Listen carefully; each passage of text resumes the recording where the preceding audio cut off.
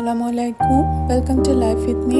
প্রায় অনেক দিন পর আবারও র্যান্ডম ডেট ছোট্ট একটা ব্লগ নিয়ে চলে এসেছি আপনাদের মাঝে। ফ্রাইডে অথবা হলিডেজগুলোতে যখন আমরা ঘোরাঘুরির জন্য বের হই, তখন দেখা যায় ঘোরাঘুরিটা মেন উদ্দেশ্য থাকলেও হাতে আরো হাজারটা কাজ নিয়ে বের হতে হয়। অন্য দিন দেখা যায় সকাল থেকে শুরু করে সন্ধ্যা পর্যন্ত প্রচুর ব্যস্ততার মধ্যে থাকতে হয়, তাই এই দুটো দিন কাজগুলোকে গুছিয়ে নিলে কিছুটা শান্তি পাওয়া যায়।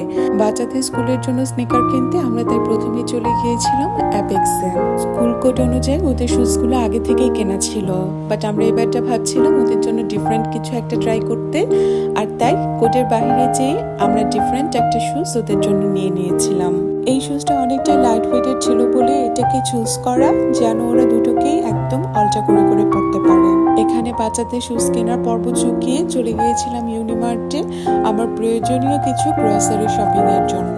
প্রয়োজনীয় গ্রোসারি আইটেমের লিস্ট ধরে একটা দুটো কেনাকাটা করার পর দেখা যাচ্ছে যে আইটেমের লিস্ট মনে হচ্ছে যেন বেড়েই যাচ্ছে। আর সুপার শপের মধ্যে আমার সবচেয়ে ফেভারিট পার্ট হলো এই কর্নারটা।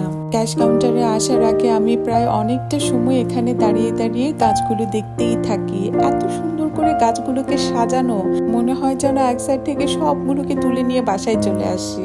আমাদের টুকটাক সব কামকাজ ছেড়ে অবশেষে আমরা চলে যাচ্ছিলাম রাতে ডিনার করার উদ্দেশ্যে। বাসায় অবশ্য গেস্ট থাকলে আলাদা ইস্যু, কিন্তু আমার সবসময় কেন যেন ফ্রাইডে আর স্যাটারডে আসলে আর কিচ্ছু করতে মনে চায় না। সবসময় মনে হয় যেন শুয়ে বসে কাটিয়ে দেই। উইকের অন্যান্য ডেজগুলোতে মোস্ট অফ দ্য টাইম বাহিরেই থাকা হয় বলে এই দুটো ডেজ আমার বাহিরেও বের হতে ইচ্ছে হয় না, কিন্তু বাচ্চাদের খুশির জন্য কত কিছুই না করতে হয়। অবশেষে ডিনারের জন্য আমরা চলে গিয়েছিলাম বাচ্চাদের বাবার ক্লাবে।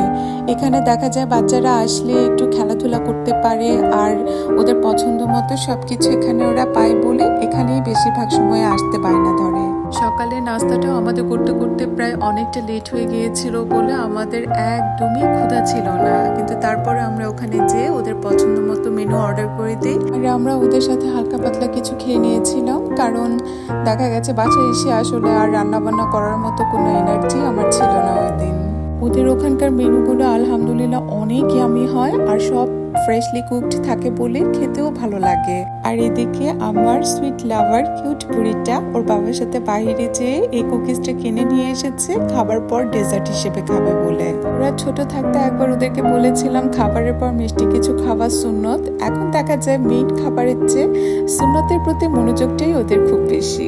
বাবার ক্লাবে গেলে দেখা যায় ওখানে গিয়ে ওরা বিলিয়ার্ড, টিটি, চেস, ক্যারাম এগুলো সব গেম একসাথে খেলতে পারে বলে ওখানে গেলে ওরা বেশি খুশি হয়ে যায়। আর আমি এদিকে বসে বসে ওদের খেলা এনজয় করছিলাম। সব কিছু শেষ করে অবশেষে শ্রান্ত হয়ে রওনা হয়ে গেছে আমাদের বাসার উদ্দেশ্যে।